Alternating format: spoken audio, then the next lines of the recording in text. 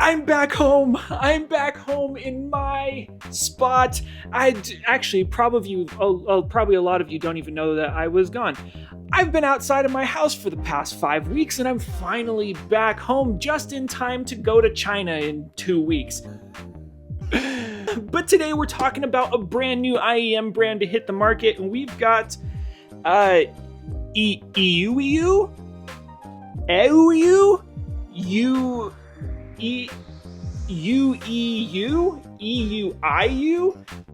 I don't know, man. Naming a brand using only vowels is a bold move. Same thing with their models. The first one is the EIO1 and the other one is the UIO5. Reminds me of like Old MacDonald had a farm, E-I-E-I-O.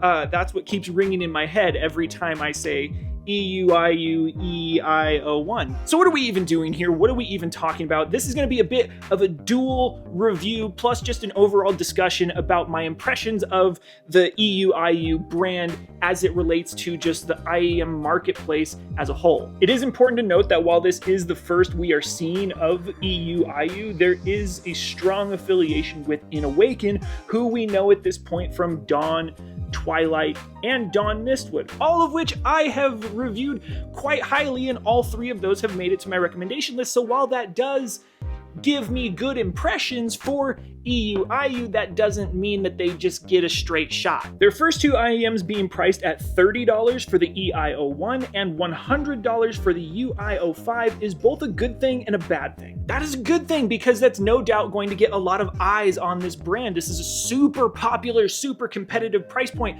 Whenever I look at my analytics for my recommendation list or the stuff that people are buying through Linsel, 30 to the under $100 price category is insanely popular. However, this is a bad thing because of competition. You can go on Linsel and scroll for days just looking at the under $100 price bracket. Like, look, it's still going. Wow.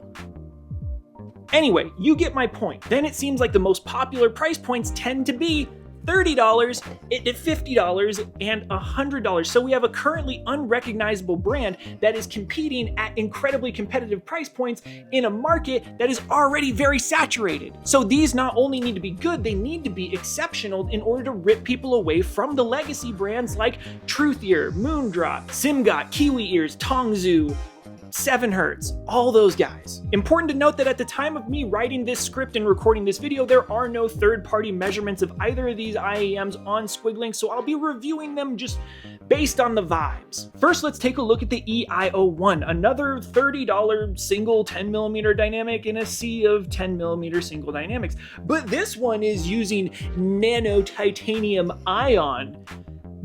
Okay.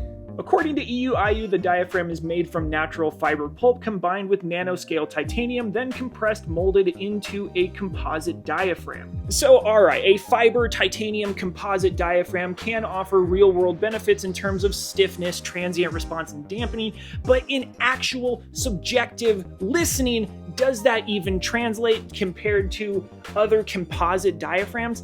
Probably not, but hey, this is how we find the next super cool thing.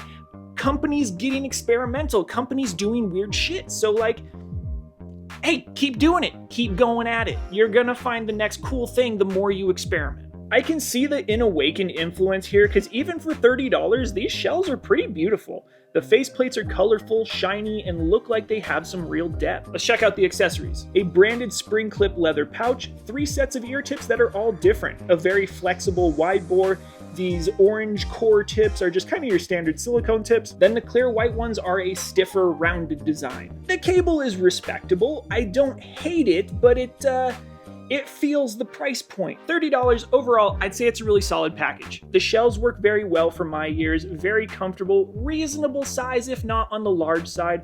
I got no complaints on fit and comfort. And damn it, yeah, they sound really good.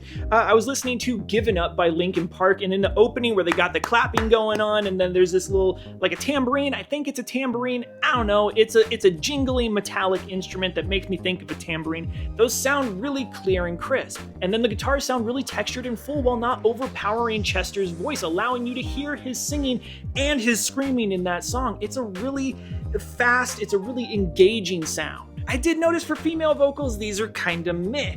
Amy Lee with Evanescence, I feel like her voice just gets pulled back, and I'm missing out on this like natural breath and timbre to her singing that it's just like, these just don't do it. I think vocals are better represented with things like Truthier Gate, Opus OP22, but all in all, EI01 sounds really nice. More instrumental focused, good instrument weight and texture, and good balance of bass and treble. However, treble, especially more delicate instruments, definitely get lost in chaotic moments, so it's not perfect by any means, but overall pretty damn good. Moving on to the EUIU-5. $100 and on paper, far more interesting. Dual dynamics in a coaxial configuration, a 10mm biological diaphragm, no doubt acting as a subwoofer, and a 6mm titanium plated diaphragm stacked on top, plus 3 balanced armatures, 2 for treble, 1 for mid-range. Now that for $100 gets me excited! Surprise, surprise, the shells look great!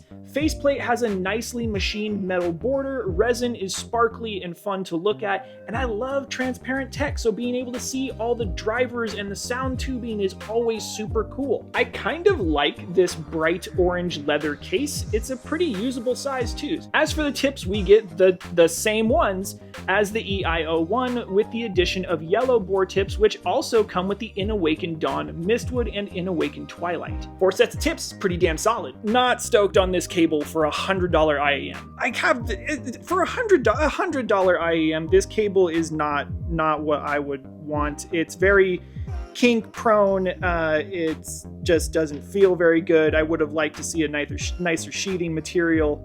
This feels not great. As for comfort, again, I have no issues. For my ears, they are comfortable and they stay put. While listening to American Idiot by Green Day, the drums sound great. Especially in those small interim moments, you get this strong sense of that kick drum. You really hear this large, hollow thump. I often like to use 21 Pilots when testing equipment because the recording quality is really good. They incorporate a lot of different instruments and styles while also playing with lots of layering, spatial effects, and carefully placed details that can be a nice little Easter egg if the IEM can reveal them. A couple great songs that embody all of that are City Walls and Jumpsuit. My one big gripe here is I'm still not getting my vocals. EUIU-5 to me seems like a direct upgrade for those who like the instrumental focus of the EIO1 but want more spatial representation and instrumental separation. And I can say that this sounds great for instrumentals, but I'm annoyed that singers I should be absolutely loving, like Chris Cornell, Chester Bennington, Rory Graham, Tyler Joseph, Amy Lee, Lacey Strum, neither the EIO1 or EUIU-5 really give me what I know that those singers have to give. These don't scratch my vocal itch, they just sound a little bit on the narrow and congested side. However, they sound damn good for just insert whatever instrument name here. I want to get past of this typical mid-range dip focus tuning, like, oh, we got our bass, mid-range dip, treble, blah. I want to get past that. Because like just a small 3 dB bandpass filter at 500 hertz goes a long way to just fucking pulling those vocals back forward. I'll end it on a good note. The opening to Apotheosis by Lorna Shore sounds epic. It is haunting and spacious, and then the drums kick in and it just gets me excited for what I know is to come. EUIU, I want to talk to you directly. In my mind, the EIO1 and EUIU-5 are so close to being knockout fantastic at their given price point. I think the drivers and overall acoustic design on both of these are clearly showing that you know what you are doing. However, there are people in my comments every day asking me what is great for vocal lovers, for clarity lovers, that at whatever given price point. And I have a hard time telling them like, oh yeah, dude, this, of course, like there's a couple things like Tonstim Fola or Simgot EM6L, but it's like, it's so hard to just like have more than just a couple options in that sort of a space where it's just like, oh yeah, no doubt, this is what you get. Unless you got $1,000, then you can get the Let's Shore Mystic 8. And listening to that thing is the equivalent of scratching a bug bite. It scratches that vocal itch so good. So around $100. Like I said, SimGot EM6L, or maybe like the Juicier XZ Reviews Defiant. But I struggle to think of one that's just like knockout, that's the one. While I love how these handle instrument weight, texture, tone, speed, they sound fantastic. But you know what else sounds fantastic for those same attributes at $30? Tongzu Warner SG2 Bass Edition Red Lion, 7Hz X Critical 02, Kiwi Ears Bell. Same thing, around $100. SimGot EW300, SimGot EM6L, Juicier XZ Reviews Defiant, Fosse IM4, Tin Hi-Fi T6. I would love to see us get more experimental with the tuning. You're clearly doing some wacky stuff with the drivers. EIO1 isn't just a carbon or paper or plastic composite, it's got flexa titanium in it. EUIU5 has two completely different dynamics in a coaxial design and 3 BAs, 2 of which are just for treble. I want to see that creative experimental lean incorporated into the tuning, and let me be clear, the EIO1, the EUIU5, they sound great. They are going to get my recommendation. They are going to be added to my recommendation list. But you simply made a couple great sounding IEMs in a sea of great sounding IEMs. And my issue is that the under $100 price category is starting to be very samey. Companies have found this excellent tuning that works really well. Little bit of elevated bass, mid-range dip, sparkly treble. Maybe there's a 2 kilohertz rise or we roll off the ear gain just a little bit.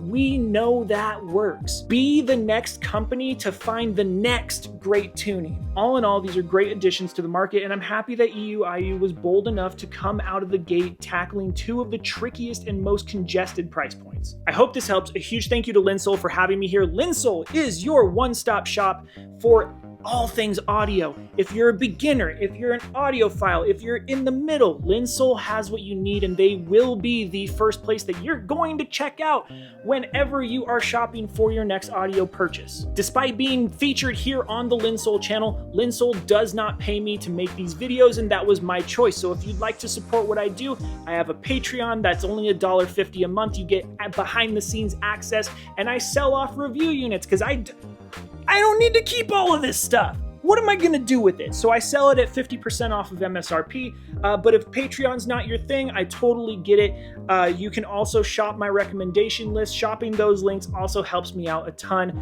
I hope this helps, guys. Huge thank you to my Patreon supporters. Until next time, check out that recommendation list. Check out the EUIU, EIO1, EUIU5. I can't believe I said that right in one shot. Later.